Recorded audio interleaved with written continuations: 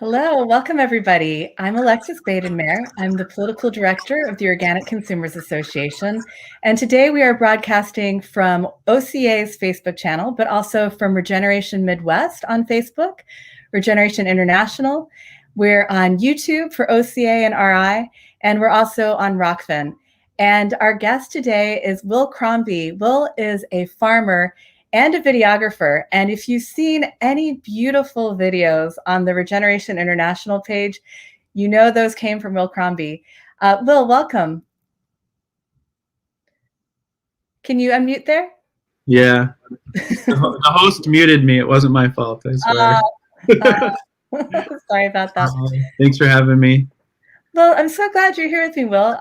Our paths have crossed virtually, but we've never had the opportunity to meet in person before. So this is one of the cool things about life online. We get to have these connections. Yeah, nice to meet you.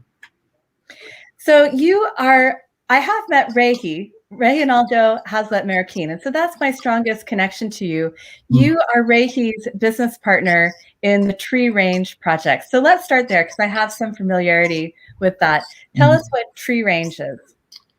TreeRange is it's a production model based, regenerative poultry production model where we're raising poultry and raising chickens under forested canopies, whether that be a pre-existing forested canopy that we're managing into silvopasture, or we're planting tree crops and developing tree crops and growing the forest to become the home of the chickens. So that's a brand that we started that we're selling our chicken under, TreeRange. Nicely, well put. It is what it says. We're raising chickens under trees, and it's a beautiful regenerative model that is much needed in this industrial approach to meat production today. I think lots of farmers are getting their animals back on the land, and that's something that we lost in the last few decades, is pushing our animal operations into barns and into confinement operations. But really, the cows and the sheep and the pigs and the chickens, they belong outside, and chickens are, if you look at their evolutionary footprint, are from the jungle. So they deserve a forest, and that's what our brand is doing, and that's what these production systems are doing. And you mentioned Reynaldo Hazlet Marroquin. Well, he is sort of the keeper and the systems designer of where some of this indigenous wisdom came from. So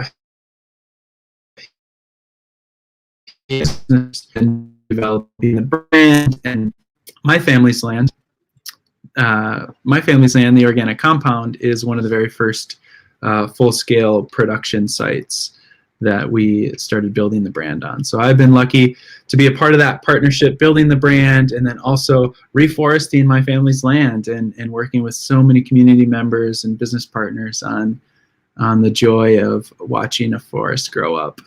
Where I grew up watching corn grow in those fields. So it's a really exciting brand. It's really exciting to be a part of the movement of growing that brand and being one of the farmers. My wife and I and the family here tends to that story and tends to the chickens here. We call ourselves chicken tenders. So that's what we're up to here at the organic compound and with TreeRange. And there's so many different layers to this story, but we're pushing forward every day to try and bring better regenerative systems into the farming sphere, which I'm here in Minnesota, and there's a lot of polluted lands. There's a lot of over monocultures, just year after year of corn with chemical-based applications, tillage-based applications, and confinement operations. And the industry really, and production models really drove farming in that direction, and rural communities and small farms crumbled because of it. So we're sort of trying to create that education and that story collectively with Regeneration International, with Regeneration Midwest. And Regeneration Midwest was started quite a few years ago. We launched at Moses and that was between Organic Consumers Association and Regeneration International and the work that Rehi and I and friends were doing. We saw this need to really highlight the Midwest and really create a vessel for regenerative agriculture to become widespread. So that's where Regeneration Midwest came into play. Was we really just wanted to tell these people's stories. And now here I am talking to you, and I somehow in the last 6 or 7 years I've become one of the stories. So I'm really honored to share it with you.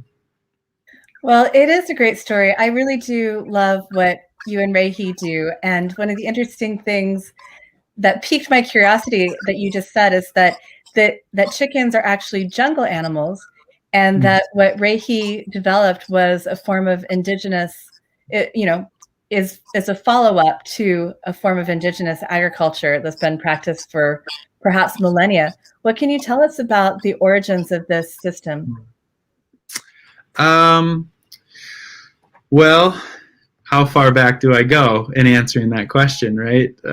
So the Earth was formed. It was a very dry, hot crust. No, I won't go that far back.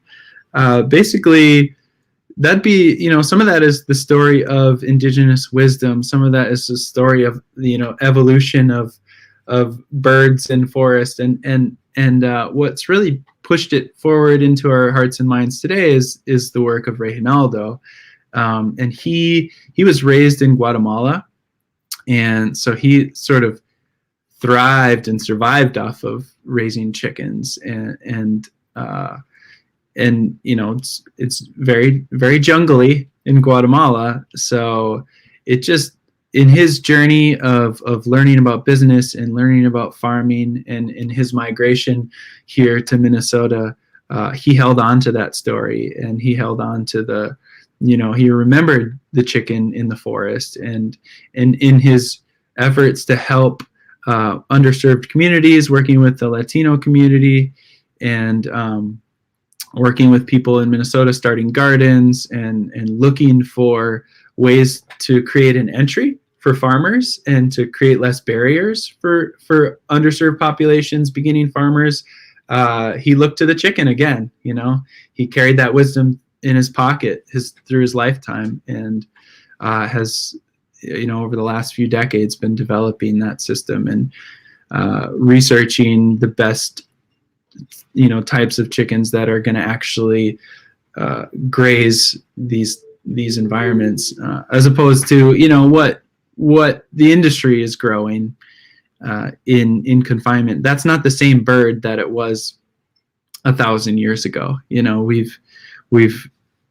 The chickens have made their way around the world. They're on every continent, and over time we've developed different breeds, and so now we need to sort of work backwards to get to the best breeds that can range in forest again. So that's a little bit of a backstory, and it's a longer story, especially if it was coming from Rehi, but that gives you a gist of working with him is where it came from in my world, and working with the communities here in Minnesota, and then starting to ripple out into other communities and sharing that knowledge. I'm really honored and happy to be a part of it. So I'm sure there will be people listening who do raise chickens and do want to know what you guys think the best breed is for these foraging pasture-based systems. Yeah. We use Freedom Rangers, so that's the type of breed that we're working with, and we've been doing it on my family's land for 5 years, raising chickens this way, and they're just, they've worked really great. They range all the way out. We have acre and a half is what they're moving through. They're 0.75 acre paddocks, and they go hundreds of feet out into the paddocks, and by the end of the rotation they graze the whole thing, and then we switch them over to the second part, and they're healthy and happy, and they're moving around for sure. So whatever research Rehi did in years past with all the different breeds that he worked with, he's come to the conclusion that Freedom Rangers is a viable option for now, at least. Who knows what could happen in the future? Well, it's a business model that really makes sense. Certainly, as a climate activist, my interest in regenerative agriculture was this very real process of photosynthesis that draws carbon out of the atmosphere, carbon dioxide out of the atmosphere, and pulls it into the soil, where it is trapped in the soil as stable carbon. So it's a climate change solution. But what ends up happening to me when I go to farming conferences and hear farmers talk about this, I end up getting really turned on about the economics of these systems, because really I think that's the best way to sell it to a fellow farmer is, look, you can make money on a small amount of land doing this system. I've seen, I think there was a study that was done by a university in Minnesota about the amount of land, the amount of chickens, and the amount of money that you can make in this system. It's incredibly intensive. I guess one of the stories I heard Rahi tell about this is that it was so intensive that people who considered themselves regenerative chicken farmers thought it couldn't possibly be regenerative with that many chickens. But I think that's could be seen as a symbol or a marker by which you could judge regenerative. That it's so regenerative that the land can support many more animals than it can through a system that's less regenerative. And certainly I've seen that at play with beef cattle, where you can, if you adopt a regenerative holistic management program, you can get actually more animals on the land, produce more beef, because you're using that land well and the land is supporting more animals. So what's your perspective on that?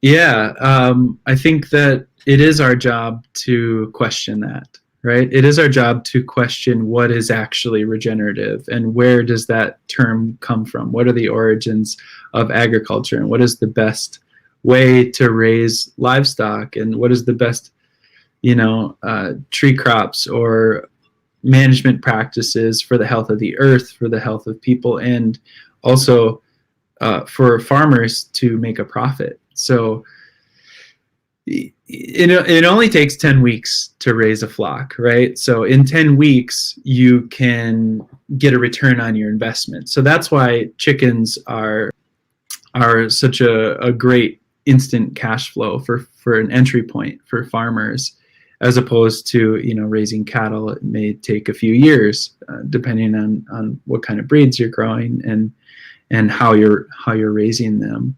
So it's we, as we started back in, sorry, am I glitching? I see the screen sort of timed out for a minute. You can repeat yourself, that last sentence. Oh, okay. Yeah. It's I'm sort of losing the question, but in essence, yeah, we need to push our limits with our production, so that way we can feed the world, and so that way we can profit. But we shouldn't cut corners. We shouldn't create degenerative systems in search of profits, or in search of more production, and which is what led us to this problem, which is what led us to these issues. Is go big or go home, grow your corn fence row to fence row, plow everything under, and pack the animals into the barns, is what led us to this point. So that's why I said we should be questioning those things, and farmers should be hesitant. But I think with tree range and with the regenerative poultry production model, we've done years and years of research, and we've really refined it and boiled it down to, at least here in our climate, and what I've seen over the last 5 years raising them on my family's land, is like, oh, it's perfect. It's so awesome watching them graze that 1.5 acres, and watching them move through that and just timing it just perfect. There's so much joy in just nailing that rotation and getting it dialed in and having healthy animals. And there's so much happiness that can come from providing that quality of a product to the consumers. So all that to also say that every land is different, so whether you're in Minnesota or you're in Mexico or you're in Ohio, or wherever you are, the regenerative factor of say a farmer's piece of land is going to be different on each piece of land, with the different types of tree crops, the different grasses that you're growing, all the different stories are going to react differently. So it may take a little bit of experimentation, but I like to think that all farms are research sites. Every farmer is a researcher. So it's up to us to view ourselves as researchers and to always adapt and change our practices to what the earth is telling us. We've got a lot of science, and we've got a lot of history of documentation of what has worked in the past, and that's important for us to reference, but it's also important for us to be on the ground. If it's raining out, go out to your fields and see where the water is flowing. If that tree looks sad, but the ones down further in the row are happy, why are those trees happier than the ones down here? And that's just what we do as farmers. We're always observing, and we're always just looking into our fields and at our livestock and questioning, how can we make this better? How can we make it better for the earth? How can we make it better for the animals or the trees or the crops? And at the end of the day, how can we make a profit as well and spread that profit with the community? Well, one of the neat things about the TreeRange system that you all do is that you've got one product that's going to come to market in a matter of months, the broilers. Or the layers. You can do it with layers too. Yep. And then you have some things that you're planting, maybe even for the next generation. Yeah. I've spent a lot of time on your website, The Organic Compound, and I think that's organiccompoundmn.org, right? Organiccompound.org. Okay, Yep. organiccompound.org. Oh, here it is on the screen now. That's the old website. And then Organic Compound came up available, and I was like, I had to scoop it up, because I think a decade ago when I bought organiccompoundmn.org, the Organic Compound wasn't available. But we got it now. Well, it's a beautiful site filled with gorgeous videos, including aerial videos of your farm. And that you've got a nice series of 6 really super short videos. They're a minute long, and they describe the evolution of your farm since 2012, right?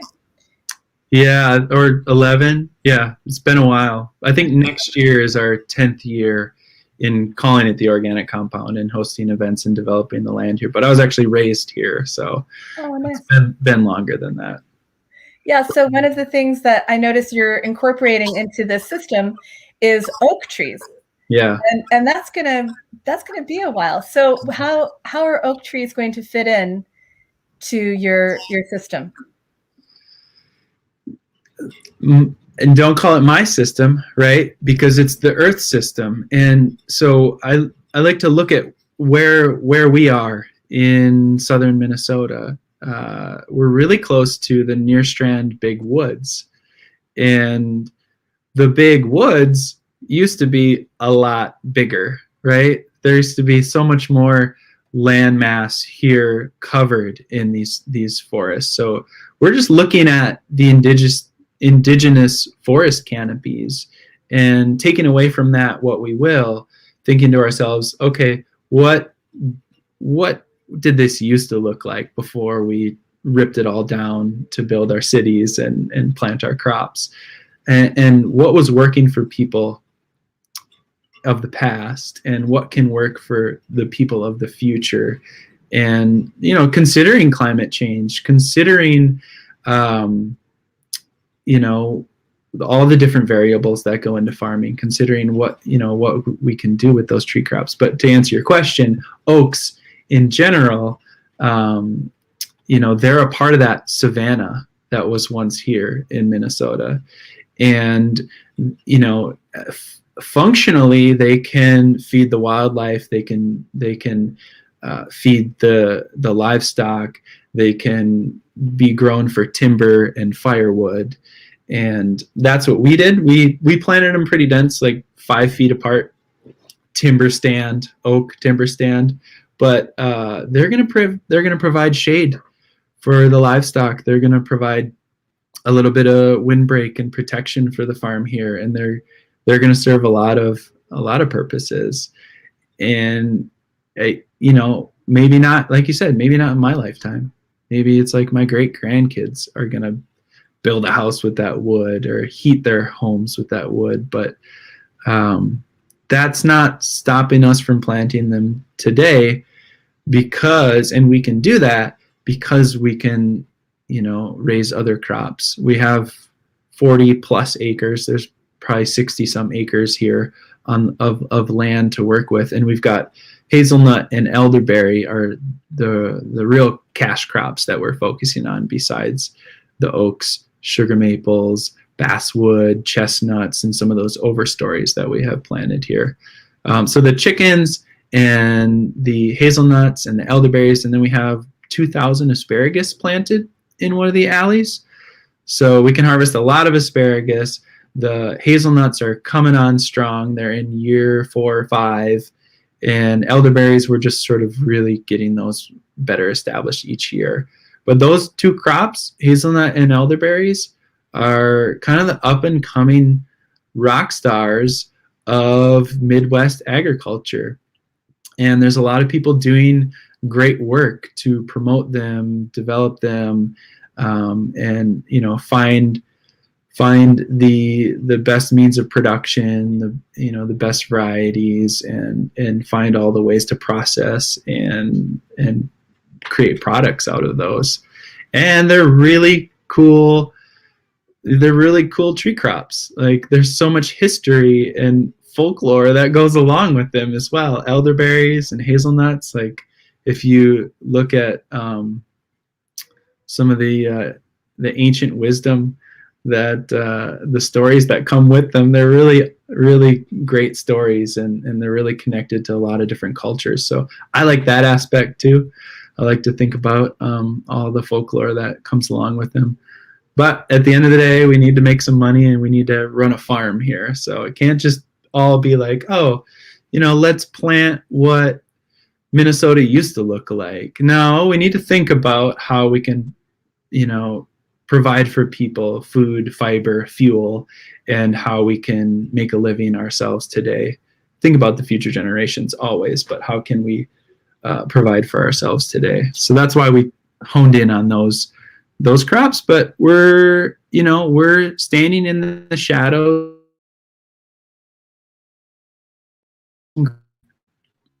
promoting those and bringing those forward as well. So hats off to all the forefathers and foremothers of these crops.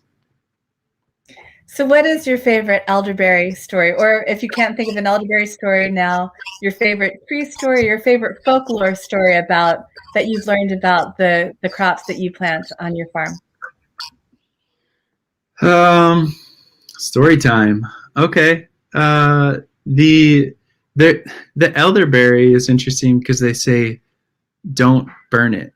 Like, don't burn the elderberry, because there's something to do with, I'm going to butcher this one. I haven't really looked into the elderberry one in a while, but it's taboo to burn it because something will happen to you. I don't know.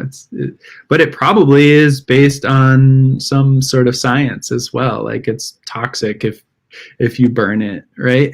But the hazelnut has a really good, I think it's an Irish folklore, something to do with the salmon of knowledge, and the salmon would eat the hazelnuts. And I don't know if I want to go into the full story right now, but just look up hazelnut, salmon of knowledge, read it for yourself, get back to me with some better elderberry folklore examples. let's find a real storyteller to come in and do a live on for Regeneration Midwest and tell the folklore of these crops. It's important. I guess I'm going to start letting my guests know in advance that I want a good folkloric story involving salmon, hazelnut, and elderberry, or another plant of choice. Oak probably has several. Yeah. I think Corey Melby, my coworker, who's our producer, he might be putting things in the chat here on Facebook, links to good stories about salmon and elderberry, hazelnut. I hope so. So I have seen the TreeRange system in person, in the flesh, in Mexico at the Via Organica farm near San Miguel del Allende.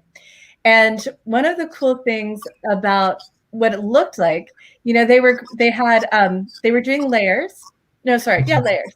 Yep. And the chickens are like, they want to stay pretty close to their feed, right? So they've got really delicious sprouted grains, and the chickens are digging those. But they get out into the rows of sunflowers and corn, and I think they were doing like a Three Sisters type planting there for the chickens to roam around in. And the chickens would go mostly into the whole enclosure, but they didn't get all the way out to the very corners. And so the corn that was closest to where the chickens like to hang out, where their roosts were, where they could get shade and water, the corn there was a mile high. And the corn in those nether regions of the field were stubby by comparison. The ones out by the fence that the chickens didn't visit all that often were real stubby. And that's just a simple observation, but it adds to the value of the chicken in your system, because the chicken, I guess, is a free source of fertilizer. So how is this working for what you do on your farm? Yeah, that's great that you visited that site. I've been there myself too, and that is establishing that ground for tree crop production or vegetable production, or raising livestock on pasture is a whole nother challenge compared to up here in Minnesota. Like, we have very fertile land, especially on my family's land. It was feet of black topsoil, which would make many people in the southern hemisphere very jealous. And all over, we're just really lucky here in Minnesota. So getting things to grow and regenerate has been relatively easy for us in our paddocks. And of course we have the winters, so there's like a dead stop to the continual growth of the paddocks, and we only raise we do meat production, so we also stop our production at the end of the year, so that the paddocks, they have a lot of rest time as well, so they're not always continually getting that pressure from the animals. And we focus mostly on the tree crops, but we have raised some of those overstory annuals, sunflower and corn, sorghum, and things like that. And we've created a little annual overstory canopy for sure. And we've sprouted a lot of grain in our paddock as well for the chickens to forage. And I think that's something unique about this system is, and you probably saw it down in Mexico, it's like you get out there and you make sure that ground is covered. If there is anywhere that these chickens are scratching down to bare earth, like you keep it covered. And that's part of the soil health practices, like keep your soil covered and it won't get dry and hot, and the air and the water won't be able to blow it away or wash it away. That's important as part of like cover crop rotations outside of animal production. Is soil health is essential to keep living roots in the ground and keep the ground covered. So it mostly only happens for us like right outside our doors and maybe underneath some of the trees. where we have to spread some straw or spread some grain. But like you observed in Mexico, is like up front where those really rich, fertile spots where they were just coming in and out, or where they, didn't maybe range as far, is where you can find a lot of that fertility. And yeah, and we're putting down a lot of straw too, and wood chips under the tree crops. So it's like we're constantly trying to push get this as regenerative as possible, and to build that soil consistently every single year. And like me personally, like I get a kick out of it. Like I probably put too much straw down and too much mulch, but I want to take this as far as possible. I want to spread as much grain as possible, and I want those chickens to be out there foraging, and I want that soil to be building, and it all works in great symbiosis. They're not only just giving us their manure, but they're also doing the weed management underneath those trees, the pest management, so they're finding the little bugs that may be a problem to the hazelnuts or the elderberries, like spotted wing Drosophila for the elderberry, or some of the I think the little buggers that bore into the hazelnuts. Like they're finding them and breaking that pest cycle. So that's one beauty of silvopasture, is your livestock have the ability to help you break those pest cycles, give manure and nutrients, and do the mowing for you, move you away from fossil fuels. Like we don't need to be out mowing large acreage. The reason that we had savannas in the first place were because of fire, and because of those species sort of evolved that way, but also because we had huge masses of herbivores moving through the land, creating these savannas that now I think is visually imprinted in us as humans. That's why we want nice mowed lawns, because it's like it's a part of our DNA, wanting to see that perfect lawn and those trees lined up, and although some of that perfection has got us in a little bit of trouble, and we've sort of lost the meaning, it's still ingrained in us, and we still desire that savanna, and it can be a very beneficial thing for livestock and the tree crops in general. So there is one issue I have with the tree range system, and it's that it's not, at least on your little farm, like one reason why it's really attractive, and why I think about it all the time. I only have a half acre that my house is on, but it's enough room to do chickens, and it really makes sense to grow perennials for your chickens to hang out in, and it's just a real simple system.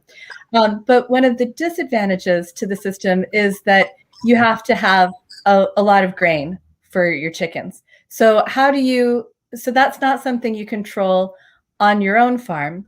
So you have to keep that in mind when you put together your system, that you plan for where you get your grain, and that has to, factor into your decision making. So how do you work that out on your own farm? And I'm kind of guessing what you said, because you sort of froze up for a second there. But did you say that it was dependent on grain production, or what? Can you just repeat it? Yes. Okay. We're sourcing organic, and we're trying our best to work with local producers, milling it ourselves.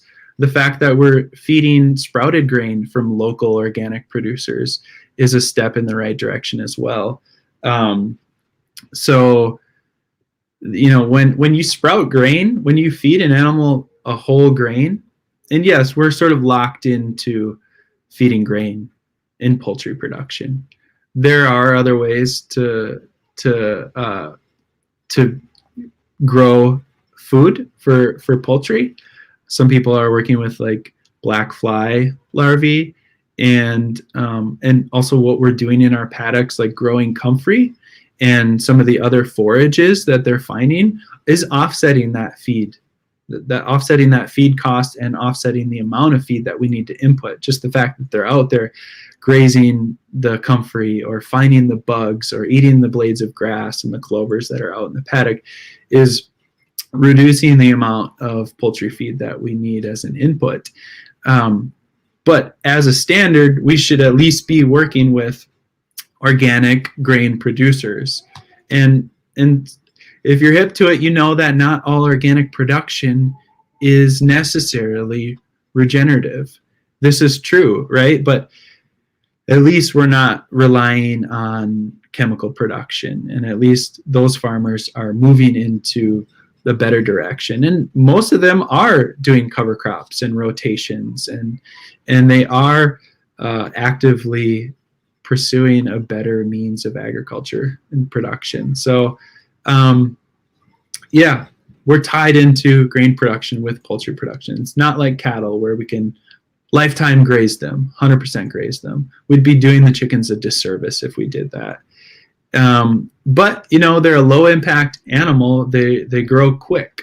So in 10 weeks, we have a bird, and that can be on your table. So they take a considerable amount of grain for production, and we should factor that into when we're deciding whether or not something is regenerative. We should think about where that grain is coming from, who the producers are, and how can we best locally source, and who are the best producers of that grain, and how can we offset it. Sorry to interrupt, but there are questions now in our chat, and I didn't want to lose them as the feed goes along. So there's one question here: do chickens pose any kind of threat to native wild poultry, such as wild turkey, ruffled grouse, spruce grouse, sharp-tailed grouse, greater prairie chicken, ring-necked pheasant? This person knows a lot about wild birds. What things can be done to mitigate risks to wildlife? Yeah, no. So take the land that we're on as an example. We have 2 production units, right? So that's 6 acres. So it's not a lot of acreage that we're producing the poultry on, but we have many times that amount of acreage that we've converted from what was once monoculture, the way that the farmers used this land previous to us, to native prairies and grasses. And then also as I'm out there mowing, I'm also thinking about rotational mowing, and not just taking everything down, because we have to manage these tree crops. We have to mow alongside of them and around them so that they can develop into a mature tree crop. But we don't have to mow the whole farm every month or something. We can decide to let areas rest and create those habitat zones. And then we can also just straight up have non-production zones that are just grassland. We have a 3-acre plot that we planted into some wildflowers and some prairie grasses, and then we have several buffer strips that we don't touch. There's one of them's along a creek. We've got a couple of different forests on the land. So it's far from like a row crop production where everything is tilled and everything is mowed and everything is just either it's black or it's green and it's nothing for the wildlife. It's a new kind of farm where we're raising livestock integrated into tree crop production.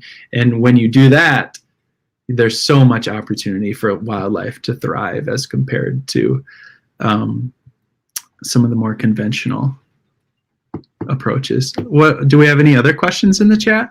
Yeah, there's I hope that question. Thank you, Nancy, for caring for the grouse and holding the turkey in your heart, because that's important for sure. We need to create wildlife corridors, and that's what these types of farms are doing. We're connecting land masses again that aren't just broken up by wall-to-wall corn. Yay, thank you, Nancy. And Nancy also had another good question about whether pheasants could be incorporated into these types of situations. Could we go beyond the chicken and find birds that are wildish, but also provide food sources for humans? Yeah, definitely. And so for us, Tree Range, we focused on chicken because it's a marketable product, right? And we've developed, the system based on chicken, but the same principles could definitely be applied to pheasants. You just need to do thousands of hours of research, and decades of R&D to like get to the point where we are with our tree range, our production model. Or you could just take what we've learned and then attempt to try it with different types of birds. There are people that are experimenting with turkeys. I haven't heard of anybody experimenting with pheasant though, but that would be, I challenge someone out there that's watching this to take these silvopasture based principles, this indigenous wisdom, and look at it through the eyes of a pheasant as opposed to a chicken and see what you can come up with. Well, Jamie also has a good question. How many other operations like yours do you know of in the United States? And so this is a good time to mention the Savannah Institute, because you work part-time as a communications person for Savannah Institute. Tell us about Savannah Institute and that network. And then don't let me forget to plug the regenerative farm map. Yeah. Okay. So how many operations like this are there? I'll start with the producers for the TreeRange brand. There are currently 5 different farms producing for our brand, and we're all centrally located in Minnesota.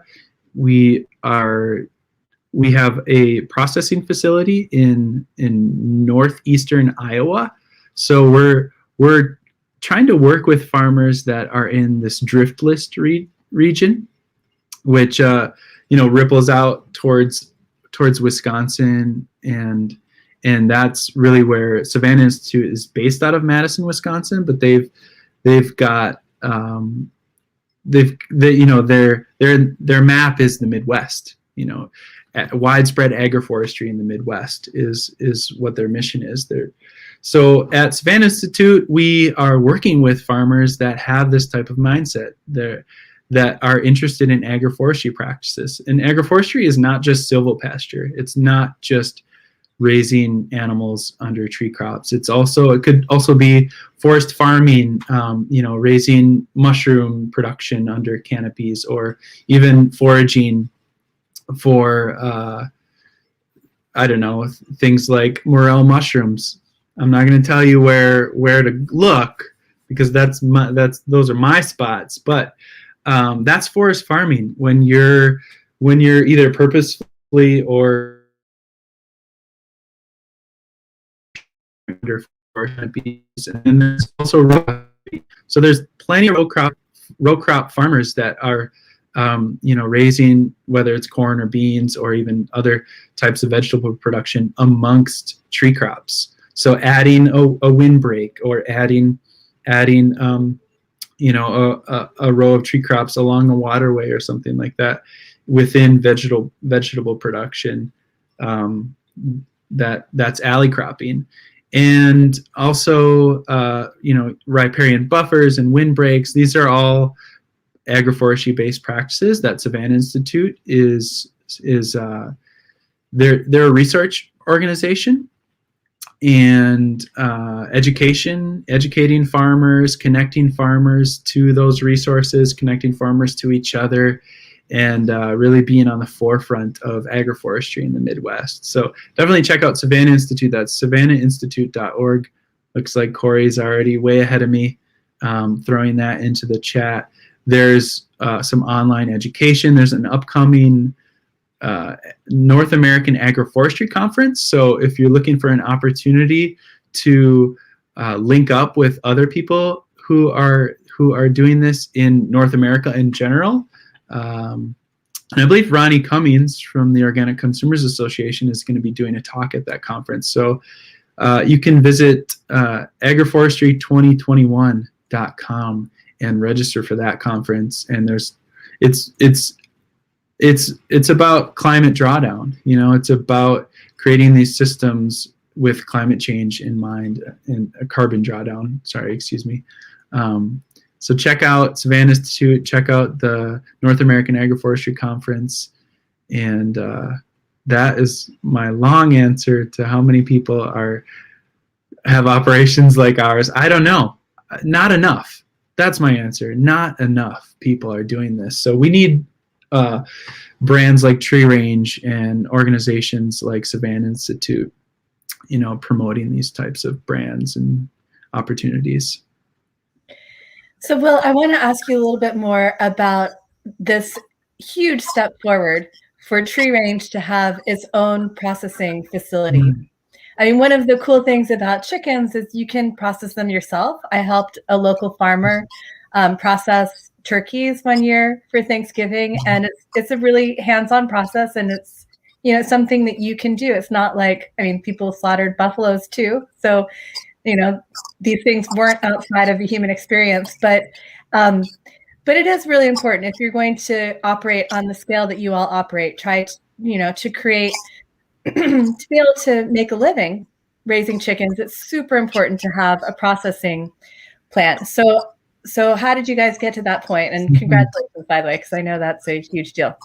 Yeah, thank you. And that's one of the largest barriers of entry to getting into this type of farming is smaller production. And the industry really drove it that way. The scale of production in the industrial poultry systems is well beyond the type of production that we as individuals on farms that want to do it regeneratively even want to touch. So that means that those processing facilities aren't available to us, and a lot of these smaller processing facilities are going out of business because of it. So it's really hard to find a processing facility that fits your needs.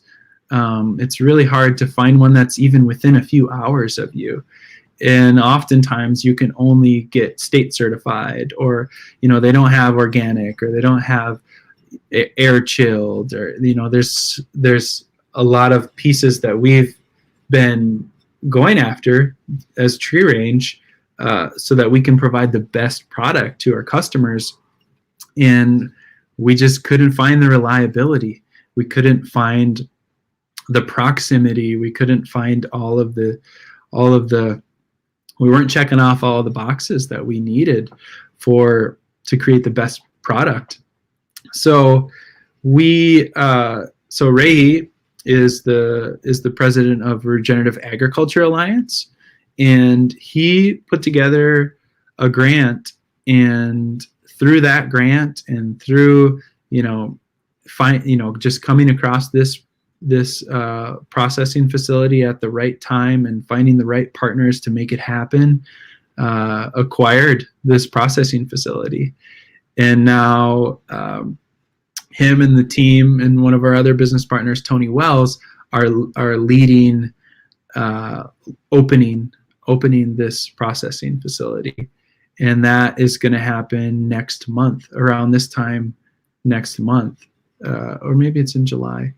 It's very soon that we'll be opening this processing facility. So I think if you're in the Stacyville, Iowa area, even if you're not a TreeRange producer but you're a small poultry producer, you should go to regenerativeagriculturealliance.org or reach out to Tony Wils at the Alliance, and he's got a form that you can fill out, because we're really interested in helping other small farmers, not just people that are producing using regenerative poultry production practices, but any kind of small farmer that is raising chickens on their farm that is looking for a processing facility, because we know how rare it is and how hard it is to find the right facility that can get USDA certified, that can have organic certification and has air chilled and all of these other requirements. So that's a little bit of the story of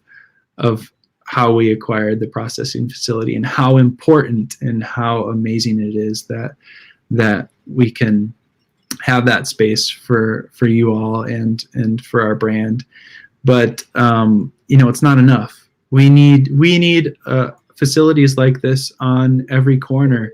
Every farming community needs to have someone that they can look to so that they can process their birds and take them to the markets. But also, like you said, people can process on farm and sell direct. But sometimes that could be limiting for, say, a brand that wants to grow a truly regenerative product in the marketplace, where we've been sort of pushed out. The small brands have been pushed out by the industrial models, the Costcos, and the Tysons and all these big names that are selling really cheap and really poorly raised animals into the marketplace. It's making it difficult for an industry like this to emerge. So that's why it's important for us to secure these types of facilities and to work together cooperatively as farmers to make sure that these processing facilities survive and that the lights stay on, so that way we can continue to work with these animals, to work with the land and work with our bodies and bring back our communities, our small farming communities.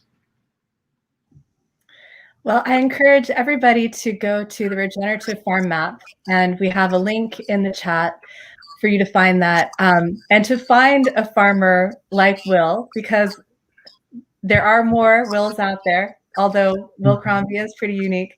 And that's just a segue into wanting to talk a little bit more about you as a person, because I think we would all, especially somebody like me, lives in the suburbs, has farm fantasies, hasn't really done much with it, really benefits from having personal relationships with farmers, to get my food, but also to experience farm life when I can, and to feed that fantasy and to learn more and maybe one day make a leap to producing a significant portion of my own food. So, Wil, you have a really interesting story. You're still real young. You got going with this in your 20s, but the life you had before regenerative agriculture was the only life that I can imagine that's cooler than the regenerative agriculture lifestyle. It was the rock and roll lifestyle. Maybe not rock and roll specific, but you were doing music videos and you were using your talents as a videographer in the music industry. It seems like you were living a very good dream. So why, I don't get it. You're a young guy and you decided to move back to the family farm. I mean, I know because I love regenerative agriculture as much as you do, but tell me your own story about how you decided that was even cooler than what you were doing. Yeah. Well, I found a way to continue music videos and tour with bands and other small businesses with my video production and my media skills. But it created a sense of purpose with my skills, and that's that my story is sort of reflective of to be a farmer. You really need a variety of skills. You really need to be a Jack or a Jill of all trades. And there's always going to be a way that you can plug in your skill set. So for me, as a marketer, as a filmmaker, I found a way to plug in my skill set, and I found a passion for farming, and that that came from a deep longing to be on my family's land. I was raised here. My brothers and sisters played in this yard and in that forest, and I've been watching these fields my entire life. My parents live next door in the home that my mother was raised in.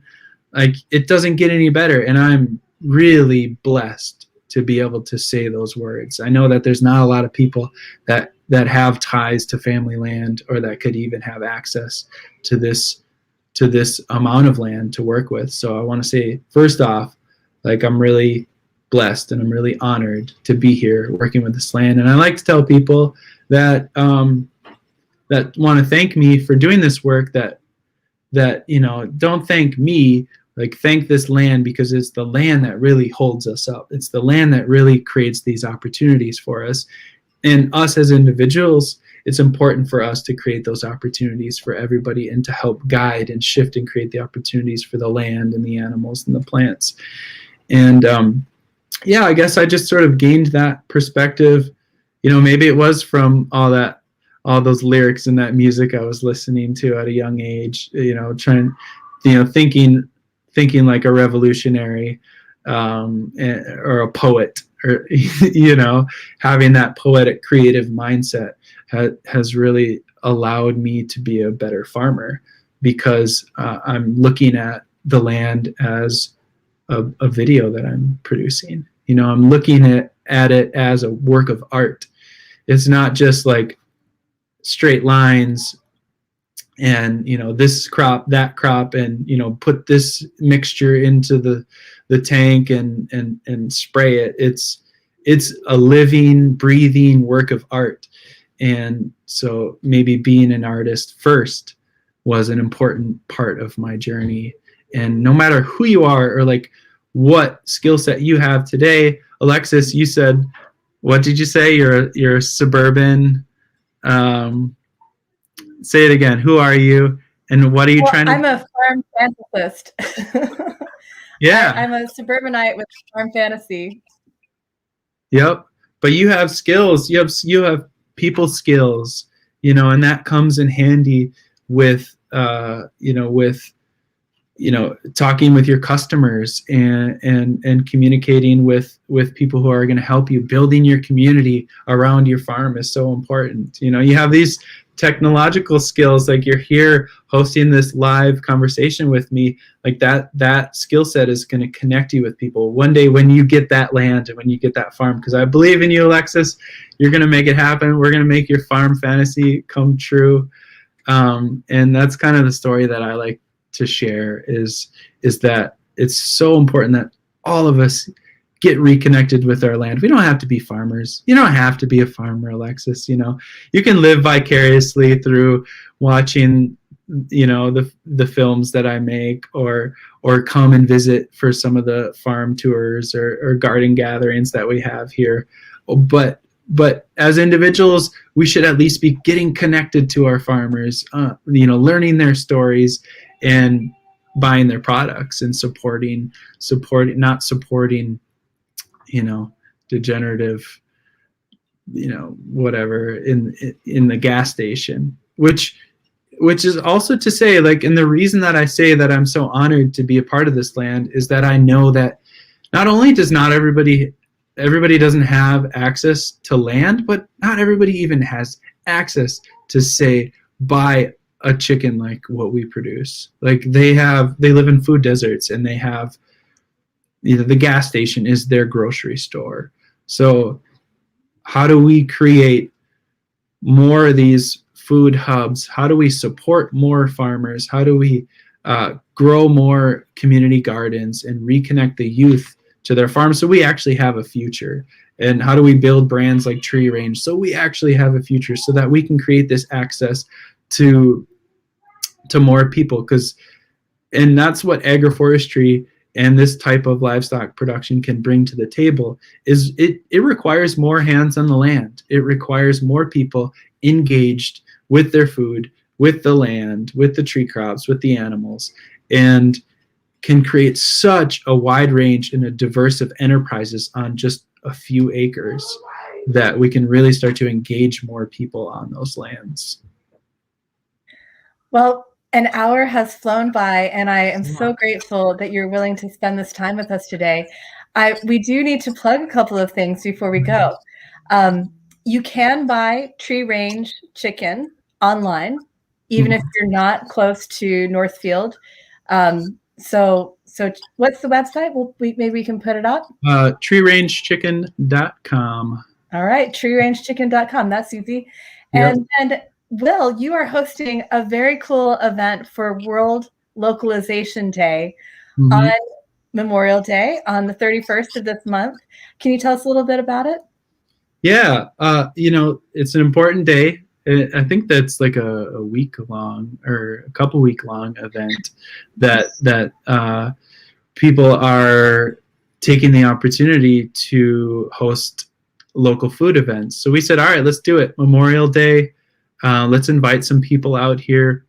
We're going to try and do it live again like this, and put together a local foods feast and just continue to share that story and to get together and gather around the table and continue to have these types of conversations. So the details aren't out yet. We're just putting it together because that's what we do. Especially here at the organic compound, we're just, we got our community garden, and it's just, we're just going for it. Let's get together and grow food and eat food together, and let's make it happen. So those details are yet to come. So I guess I'm not fully ready to answer that question because I don't know where to direct people, but just know it's happening, and we'll probably share something on our website too, organiccompound.org. Yeah, and everyone can check out the World Localization Day website. There's a page that they have for local food feasts, and you can do your own. And what we're asking folks in the United States to do is to go to the regenerative farm map, find a local farmer. You can trust the ones on our map and get the food you like. Bring your family and your friends together, celebrate the holiday with your loved ones, and by being part of this beautiful regenerative movement. Thank you so much, Wil. Yeah, thank you. Thanks so much.